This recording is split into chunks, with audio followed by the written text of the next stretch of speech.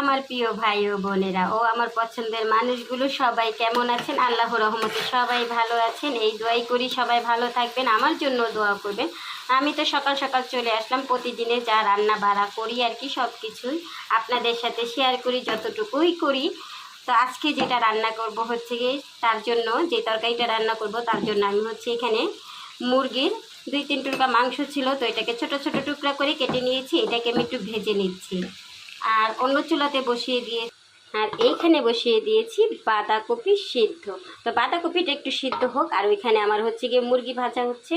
মুরগি ভাজা হলে আমি এইখানে আলুটাকে ভেজে নিব। তো আলুটাও ভেজে নিব মুরগির সাথে। ছোট ছোট করে টুকরা করে কেটে নিয়েছি। মুরগিটা ভাজা হলে তারপর আলুটাকে আমি ভেজে নিব। তারপর হচ্ছে কি আমি তরকারিটার ফুল রেসিপিতে চলে যাব। আগে আমার হচ্ছে বাঁধাকপিটা ভাজি সিদ্ধ হোক, আর মুরগি আর আলুটাকে আমি একটু ভেজে নিই।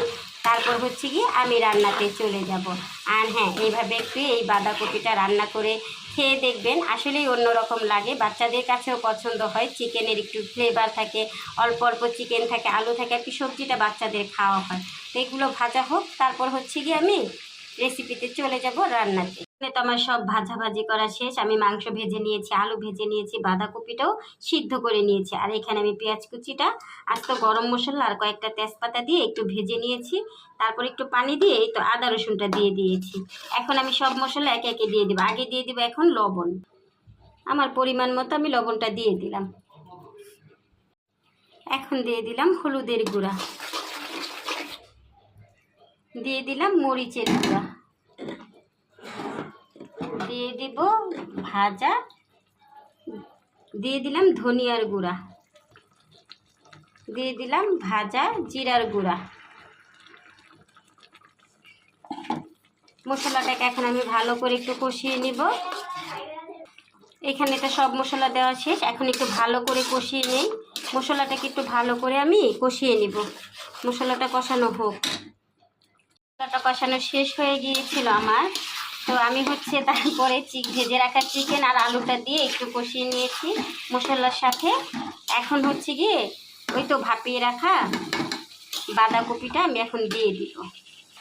এখন আমি বাঁধাকপিটা দিয়ে একটু নেড়ে চেড়ে ভালো করে কষিয়ে তারপর হচ্ছে কি আমি ঢেকে দেবো। আর বাঁধাকপিটা তো আমি সিদ্ধ করে নিয়েছি, তো এখানে আর পানি ব্যবহার করার কোনো দরকার হবে না, কারণ বাঁধাকপির থেকে অল্প অল্প পানি উঠবে। তো আমি একটু ঢেকে রাখবো, ডিম ডিম করে কম আঁচে ঢেকে রাখবো। তারপর হচ্ছে কি হয়ে যাবে।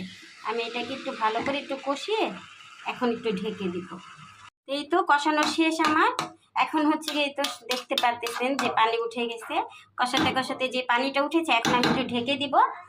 তারপর আমি 10 মিনিট পর আসতেছি। আর এমনিতেই তো আমার মাংস ভাজা, আলু ভাজা, তো এইখানে আর পানি ব্যবহার করা লাগবে না। বাঁধাকপিটাও সিদ্ধ করা। এইভাবে আমি একটা জালটা কমিয়ে একটু বসিয়ে রাখবো আর কি। তো তরকারির ফাইনাল লুকটা। আর আরেকটু শুকাতো, কিন্তু আমার গ্যাসটা চলে গেছে। তো দুপুরে তো আসবে, তো আমি আরেকটু পানি শুকিয়ে বাস নামিয়ে ফেলবে। এখনই চুলা আমার বন্ধ হয়ে গেছে। আল্লাহ হাফেজ প্রিয় বন্ধুরা আমার, সবাই ভালো থাকবেন, আমার জন্য দোয়া করবেন।